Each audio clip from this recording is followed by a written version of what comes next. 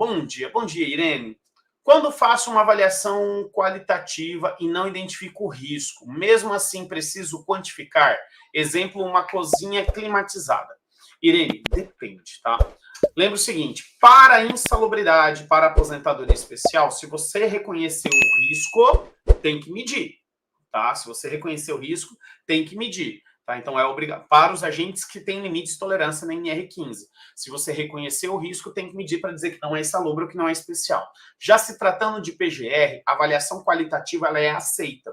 Só que, lembra o seguinte, toda avaliação qualitativa, ou ela vai caracterizar que não é um risco, né? Aquele agente ele é um perigo, mas não é um risco. Então, a avaliação qualitativa ela tem que chegar a essa conclusão. Ou que é um risco, ou que é apenas um perigo. E que esse perigo não gera risco para o trabalhador. Lembra o seguinte, toda vez que o agente gera um risco para o trabalhador, esse agente, ele tende a causar danos à saúde do trabalhador. Todo risco causa danos à saúde do trabalhador.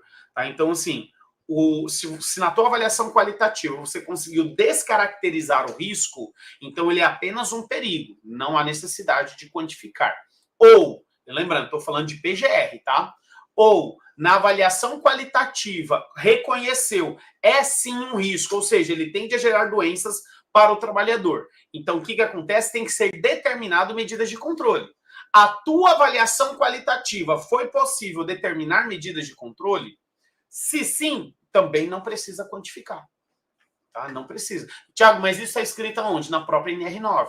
No seu caso, eu acredito que você está se referindo ao agente físico calor. Lá no anexo 3 da NR9, ele fala que a avaliação preliminar ela deve subsidiar a aplicação de medidas de controle, sejam elas preventivas ou corretivas. Se através da avaliação preliminar foi possível determinar medidas de controle preventivas e corretivas, não há necessidade de quantificar.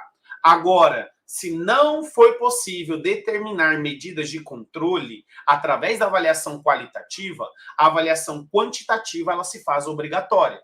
Ou, se você não conseguiu determinar se aquele agente é um risco ou não é, a avaliação quantitativa também se faz necessária. Tá? Então, assim, Irene, pode avaliar um risco qualitativamente? Pode. Mas essa avaliação qualitativa, ou ela tem que determinar medidas de controle, ou ela tem que descaracterizar o risco. Caso contrário, você tem sim que fazer a quantificação. Tá? Essa é a lógica da avaliação qualitativa. Beleza?